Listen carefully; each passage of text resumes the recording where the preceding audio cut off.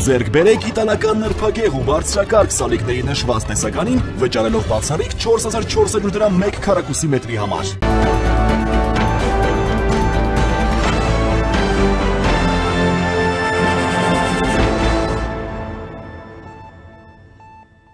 Եվ այսպես հունիսի 13-ից սկիզբ առած Իսրայել-Իրան պատերազմը բորբոքվում է եւ դատելով կողմերի հայտարարություններից այն դեռ հեռու է կանգ առնելուց։ Կողմերը շարունակում են փոխադարձ ինտենսիվ հրթիռակոծությունները, հաճախ թիրախավորելով նաեւ քաղաքացիական օբյեկտներ։ Միևնույն ժամանակ ԱՄՆ նախագահ Դոնալդ Թրամփը հայտարարել է, որ Իրանի համար դեռ ուշ չէ բանակցելը։ Իրանի համար ուշ չէ բանակցություններ վարելու համար, հաջորդ շաբաթը կարևոր կլինի, նշել է նա։ Հարցին թե ԱՄՆ-ն կարող է հարվածել թե Իրանին, Թրամփը պատասխանել է. գուցե, բայց գուցե ոչ։ Նրա խոսքով Թեհրանը կապի մեջ է Վաշինգտոնի հետ բանակցությունների հնարավոր վերսկսման շուրջ։ Ես մինչև կոկորդը կուշտ եմ այս իրավիճակից, նրանք լիովին անպաշտպան են, նրանք ընդհանրապես հակաօդային պաշտպանություն չունեն, կտեսնենք թե ինչ կլինի, ասել է Թրամփը։ Թեհրանը պատրաստ է պատասխանել Վաշինգտոնին, եթե ԱՄՆ-ն Իսրայելի կողմից անմիջականորեն միջամտի հակամարտությանը, այս մասին հայտարարել է ՄԱԿ-ում Իրանի մշտական ներկայացուցիչ Ալի Բահրեյնին։ Նա նաև խոստացել է վճռական ու անհապաղ արձագանք Իսրայելի հարվածներին։ Նրա խոսքով Թեհրանը հարձակումներին կպատասխանի համաչափ։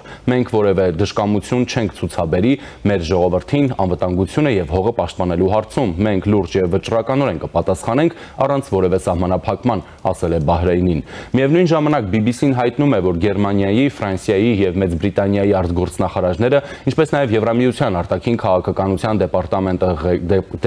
դեպարտամենտի ղեկավարը ուրբաթ օրը Ժնևում կհանդիպեն Իրանի արտգործնախարարի հետ։ Եվրոպացի անանուն դիվանագետի խոսքով արտգործնախարարները կփորձեն ուղիներ գտնել իսրայելա-իրանական հակամարտության թեժ փուլից դուրս գալու համար։ Բրիտանական PA մեդիա գործակալության փոխանցմամբ էլ Մեծ Բրիտանիայի արտաքին գործերի նախարար Դեյվիդ Լամին շուտով Վաշինգտոնում կհանդիպի ԱՄՆ պետքարտուղար Մարկո Ռուբիոյի հետ։ Սպիտակ տան իրավիճակային սենյակում Իսրայել-իրանական հակամարտության վերաբերյալ հանդիպումը, որը Թրամփը չորեքշաբթի կեսօրին ասել է լրագրողներին, ավարտվել է առանց Դոնալդ Թրամփի կամ նրա թիմի որևէ մեկի հայտարարությունների։ Մինչդեռ Բլումբերգը հողում անելով իր աղբյուրներին հայտնում է, որ ԱՄՆ բարձրաստիճան պաշտոնյաները, այդ թվում մի քանի դաշնային գերատեսչությունների բարձրագույն ղեկավարությունը, պատրաստվում են առաջիկա օրերին Իրանին հնարավոր հարված հասցնելուն։ Գործակալության աղբյուրը Սպիտակ տանը պարզաբանել է, որ դիտարկվում են բոլոր տարբերակները։ Թրամփի հռետորաբանությունը վերջին օրերին կտրուկ փոխվել է, քանի որ դաշնակիցները համոզել են ԱՄՆ նախագահին, որ Իրանը մոտ է միջուկային զենք ունենալուն, գրում է Բլումբերգը։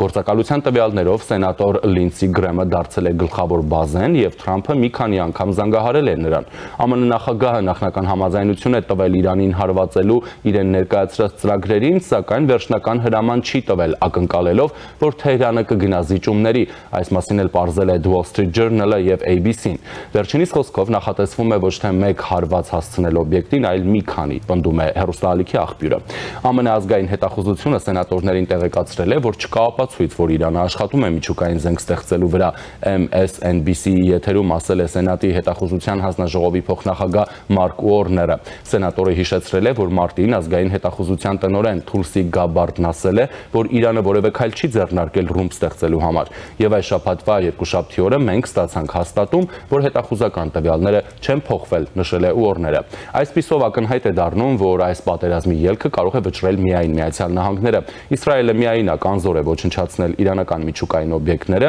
նա 4 օր առաջ հրթիռակոծեց Նաթանս կենտրոնը եւ հաջողեց վնասել միայն էլեկտրաէներգիայի սնուցումը։ Իսրայելին պետք է գետնի խորքը, բունկերը խոցող ռումբը, որից միայն Միացյալ Նահանգները ունի։ Այդ ռումբը GBY-57IB-ն ունի 6 մետր երկարություն եւ 13.6 կիլոգրամ քաշ, ոչ կարելի է գնել եւ ոչ կարելի է ԱՄՆ-ից ստանալ, քանի որ դրա արձակող օդանավն էլ միայն Միացյալ Նահանգները ունի B-2 Spirit-ը։ Ռումբը մինչև 61 մետր խորությամբ ամուր պատնեշը նախ քայքայում է, ապա այդ խորության վրա պայթում։ Հետաքրքիր է իմանալ, որ Boeing ընկերության ստեղծած այս ռումբը ԱՄՆ-ն դեռևս ռազմի դաշտում չի օգտագործել, այլ միայն փորձարկել է Նյու Մեքսիկայի հրթիռային փորձադաշտում։ ԱՄՆ նախագահ Թրամփը առայժմ Իսրայելի խնդրանքին ու լրագրողների հարցերին հակասական պատասխան է տալիս։ Ֆորդո կենտրոնի ռմբակոծման ձգանը միայն Միացյալ Նահանգների նախագահի ձեռքում է եւ նա դեռ փորձում է վերջին քայլին դիմելուց առաջ Իրանի հետ հետ համաձայնության գալ։ The Guardian-ը հղում անելով Պաշտպանության նախարարության աղբյուրներին հաղորդում է, որ ԱՄՆ նախագահ Թրամփը կասկածներ է հայտնել Ֆորդոյում գտնվող իրանական միջուկային օբյեկտին հնարավոր հարվածի արդյունավետության վերաբերյալ։ Պարբերականի աղբյուրները պնդում են, որ Թրամփը պատրաստ է թույլատրել հարվածը միայն այն դեպքում, եթե լիովին վստահ լինի, որ այսպես կոչված GBU-57 բունկերային ռումբը կկարողանա ոչնչացնել ստորգետնյա ուրանի հարստացման կենտրոնը։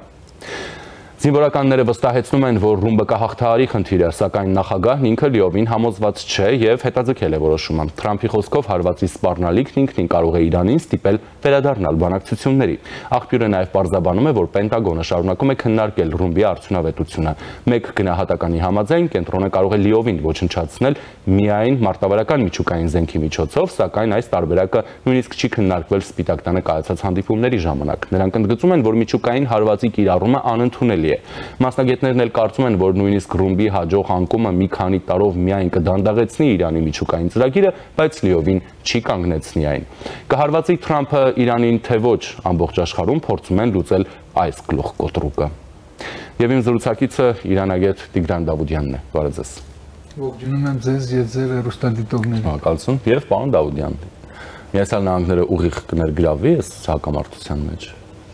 Ինչպես դուք արդեն ակնարկեցիք, նաև Միացյալ Նահանգների նախագահն ասել է դեռ սպասելու են մինչև ուրբաթ օրվա Եվրոպայի հանդիպումը, դրանից հետո իրենք կկողմնորոշվեն, բայց հիմա ներկա վիճակը ցույց է տալիս, որ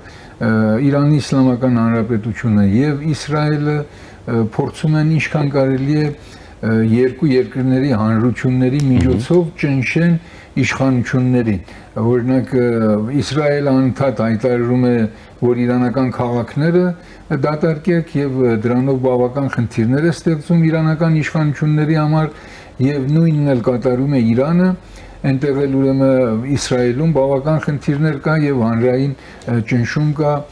Իսրայելի իշխանությունների վրա։ Փաստը մնում է փաստ, որ Իսրայելը այս պատերազմի 6-րդ օրվա ընթացքում դեռ չի կարողացել իր նպատակին հասնի, որովհետև իրենք հայտարարել էին, որ մեր նպատակը Իրանի միջուկային հնարավորությունների եւ հրթիռաշինության հնարավորությունների ոչնչացնում է։ Մասամբ եթե հաջողել են, ասենք, հրթիռ արտադրելու գործարանները վնասեն, ռմբակոծեն, բայց ինչպես դուք էլ ակնարկեցիք, դեռ միջուկային կենտրոնները չեն կարողացել ոչնչացնել եւ Իսրայելը իր հնարավորություններով չի կարող դա անի։ Շատ լավ։ Դուք ասում եք, որ Իսրայելը դեռևս չի կարողանում վերացնել միջուկային օբյեկտները, չեզոքացնել դրանք, ապա ինչպես է գնահատում պատերազմի այս փուլը։ Այո, ուրեմն հարցը հետեւյալն է, որ քանի որ Իրանը չունի օդուժ, Իրանը հիմնականում օգտվում է իր անօդաչու սարքերից եւ իր հրթիռներից, հատկապես ուրեմն գերզոր հրթիռները, հայպերսոնիկ հրթիռները եւ բալիստիկ հրթիռները։ Դրանով է, որ կարողանում է ինքը Իսրայելին հարվածի։ Փորձագետների կարծիքով Իրանը գնալով խնայում է իր արձակած հրթիռները, որովհետև մենք հիշում ենք, որ անցյալում մեկ օրվա մեջ 300 հատ հրթիռեր նետում, հետո իջավ 200-ի, հետո իջավ 100-ի, հիմա արդեն բավական քանակը պակսեցնում է։ Փորձագետները այն կարծիքին են, որ Իրանը պատրաստվում է երկարատև պատերազմի համար եւ խնայում է իր ռեսուրսները։ Իսրայելը ստերովիթին այդ խնդիրը չունի, որտեղ Իսրայելը հիմա շատ ազատ կերպով կարողանում է իր ռմբակոծիչներով մոտենա Իրանի ցանկացած քաղաքի տարածք եւ ռումբեր նետի։ Հետո հիմա մի հետաքրքիր խնդիր էլ որ կա, հենց այսօր Ֆրանսիայի նախագահան Իսրայելից պահանջեց, որ Իսրայելը միայն թիրախավորի իր նպատակադրած կետերը, որոնք միջուկային էին եւ հրթիռաշինական եւ ուրիշ կենտրոններ չռմբակոծի։ Դուք ասում եք, որ կարողանում է Իսրայելը իր ավիացիայով հասանելիություն ստանալ Իրանի քաղաքների նկատմամբ, Դոնալդ Թրամփը հայտարարում է, որ Թեհրանի երկինքը ամբողջությամբ իրենք են վերահսկում, Իրանը չունի պաշտպանություն այլևս եւ այլն, բա ռուսական հոպերը, բա դրանց արդյունավետությունը։ Այո, ուրեմն ռուսական հակոթային այդ սարքերը նախորդ հարձակման ժամանակ Իսրայելը հաջողեց, որ ոչնչացնի եւ հիմա Իրանը շատ է նեղանում հակոթային պաշտպանության համար, ըստ երևույթին եղած այդ միջոցներն էլ հիմնականում պահում է հենց այդ Ֆորդո կենտրոնը լավապես պաշտպանելու համար, որովհետև Ֆորդոյի շրջակայքը եւ մյուս միջուկային կենտրոնների շրջակայքը ամբողջությամբ պաշտպանվում է հակոթային այդ միջոցներով, որպեսզի չկարողանան այնտեղ ռմբակոծեն, բայց պարզ է, որ Իրանը տարիներ է պատժամիջոցների ենթակա է եւ ոչ մի երկիր Իրանին զենք չի վաճառում։ Ֆորդոն հիշեցիք, Նաթանս Ֆորդո եւ այլն։ Հավանական համարում եք, որ հնարավոր է ոչնչացնել այդ միջուկային օբյեկտները, հաշվի առնելով թե ինչպես են պաշտպանված, թե դրսից, թե ներսից, հա, մենք գիտենք, որ դրանք գտնվում են գետնի տակ, խորության մեջ, լեռների մեջ։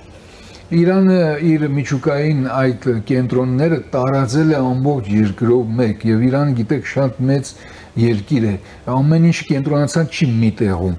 Իսպանում ունի օրինակ ցենտրիֆուգերի արտադրության կենտրոն, Արաք քաղաքում, որի մեջ այլոց այսօր առավոտյան այնտեղ էլ հարձակվել, որտեղ այնտեղ էլ պլուտոնիումի արտադրության տեղուներ, դրանք բոլորը շատ լավ պաշտպանված են եւ մեկ տեղին հարվածելով, երկու տեղին հարվածելով չեն կարող Իրանին ծունգի բերեն։ Ամենամեծ կենտրոնը Ֆորդոն է, որ ամբողջ ուշադրությունը դրա վրա է կենտրոնացած։ Հիմա ես որտեվ այս երկու օր բավական BBC-ի էջերը ուսումնասիրում էի, ճիշտ է ամերիկան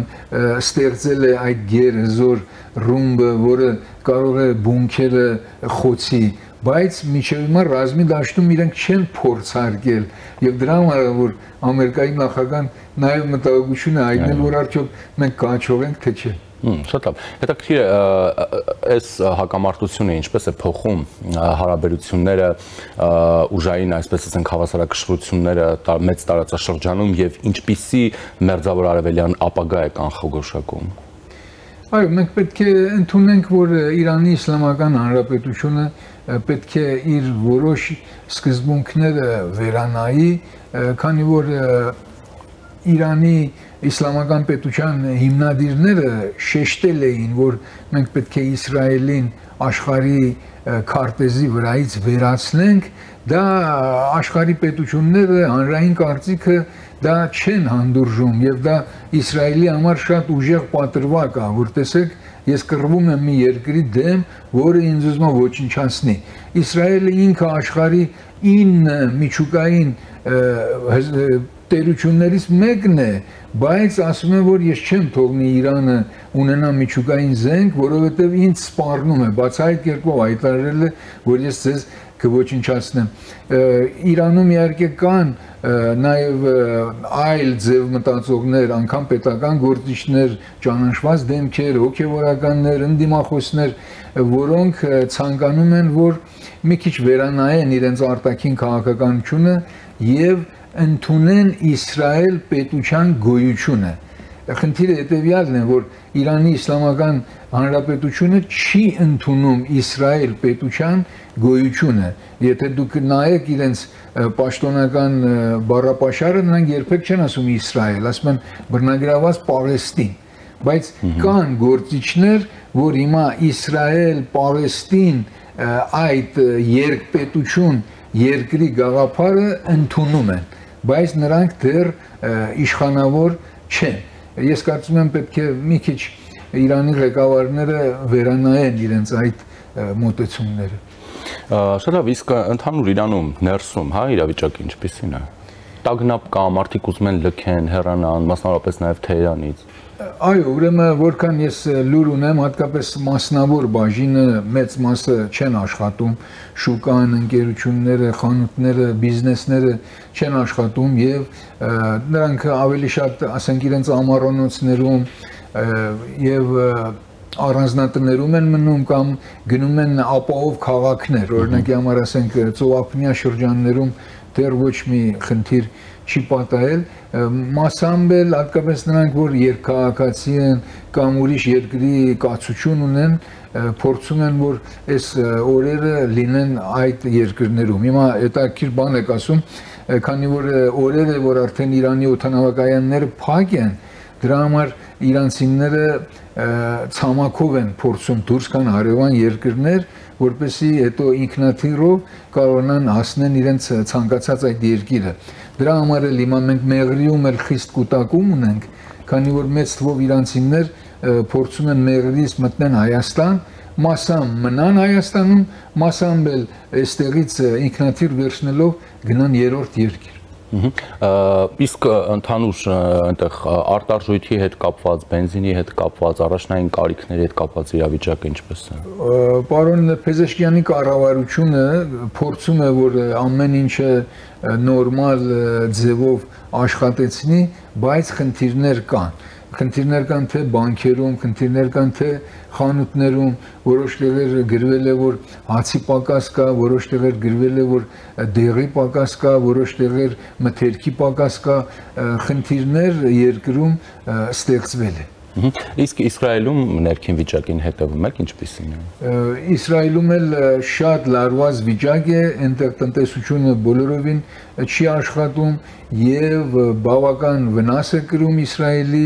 տնտեսությունը, հատկապես մենք պետք է նկատի ունենանք, որ Իսրայելը նաև տուրիստական երկիր է, այնտեղ է գտնվում մեր Հիսուսի շիրիմը եւ ընդհանրապես հիմա տուրիստ այնտեղ չի գնում եւ ժողովուրդը բոլորը սպասողական ու լարված վիճակում են, պահանջում են, որ օր առաջ այս հարցերին լուծում տրվի։ Տարբեր կարծիքներ կան, որ Հայաստանը պետք է փակի Իրանի հետ սահմանը կամ վիզային ռեժիմ սահմանի ժամանակավորապես, դուք որ տարբերակին եք հակված։ Չեմ կարծում, ճիշտ հակառակը Հայաստանի Հանրապետությունը շատ ջերմ հարաբերություններ ունի Իրանի Իսլամական Հանրապետության հետ, ես հենց երեք զանգեցի Կապան, զանգեցի Մեղրի, իրանցի տուրիստները շատ գոհ են մեր սահմանապանների աշխատանքից, ասում էին, որ ամեն ինչը շատ արագ է կատարվում, թե անձնագրերի ստուգումը եւ թե մաքսային ձևակերպումները, ես Երևանում էլ թե իրանահայերի եմ տեսել եւ թե ոչ հայերի, իրենք ասել են, որ սպասարկումը, մեր պետության սպասարկումը շատ լավ է եղել։ Հիմա դժվարություն ծագել է տաքսիների համար, որ էդ էլ ես լսեցի, որ Սյունիքի մարզպետը անձամբ իջել է ագարակ մեր մաքսային կետ, որպեսզի այդ հարցերն էլ կազմակերպի։ Հայաստանի վարչապետն է պատրաստվում մեկնել Թուրքիա, այս այցը նաև դիտարկում ենք Իրանի շուրջ կատարվողի տրամաբանության մեջ մեկ եւ Իրանի հետ կատարվողը ինչպես կարող է անդրադառնալ Հայաստան-Թուրքիա կարգավորման գործընթացի կամ ինչ-ինչ համագործակցությունների վրա, հա, դրական իմաստով նկատի ունեմ, որովհետև մենք թեկուզ միայն օդային ճանապարհը, որ նայում ենք, այդ միջին-միջանց կոչված ճանապարհն է աշխատում, որտեղ հենց առանցքային է Հայաստանը։ Ես Հայաստանի վարչապետի որոշումը Թուրքիա այցելելու համար դրական եմ գնահատում եւ կարծում եմ, որ բոլորովին կապ չունի Իրանին, այդ այցելության մասին 3 տարի է, որ խոսվում է եւ հիմա արդեն ծրագրվել է, դա կապ չունի Իրան։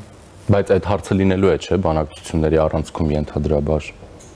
Բնական է, հետո մենք նկատի պետք է ունենանք, որ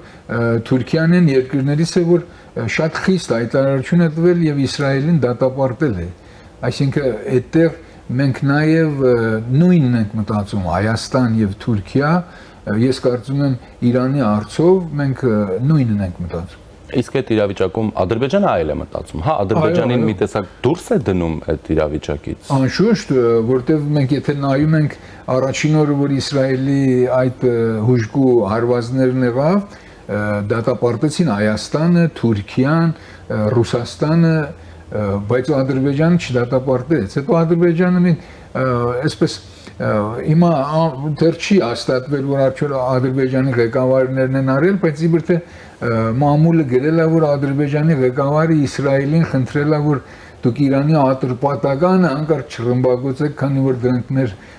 ազգակիցներն են, չգիտեմ, ցեղակիցներն են եւ այլն։ Մամուլը նաեւ գրում է, որ Ադրբեջանը մասնակցություն ունի Իրանի դեմ այս process-ին։ Չեմ հավատում, չէ։ Շատ լավ, նաև Իրանի շուրջ հնարավոր, հա, այս զարգացումները, եթե էլի տևական ժամանակ շարունակվելու են, տարածաշրջանային մեծ պատերազմի բռնկման ինչպիսի ներուժ ունենաց ձեզ։ Ես չեմ կարծում, որ մեծ պատերազմ բռնկվի, որտեղ աշխարհի բոլոր պետություններն էլ հիմա փորձում են, որ լարվածությունը թուլացնեն, միջնորդում է Եգիպտոսը, միջնորդում է Կատարը, միջնորդում է Օմանը, հետո մենք պետք է նկատի ունենանք, որ Իրանի լավագույն բարեկամները Չինաստանը եւ Ռուսաստանն է, հարցով բավական ակտիվ են Ռուսաստանի նախագահ պարոն Պուտինը զանգահարել է թե Իսրայելի վարչապետին, թե Ամերիկայի նախագահին եւ թե Իրանի նախագահին եւ Ռուսաստանը, քանի որ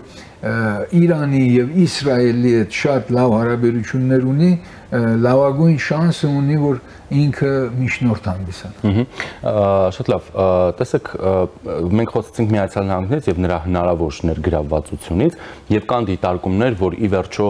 հանգուցալուծումը տալու են Իսրայելի եւ Իրանի դաշնակիցները, եթե նրանք ներգրավվում են այս process-ում։ Միացյալ Նահանգների ներգրավման դեպքում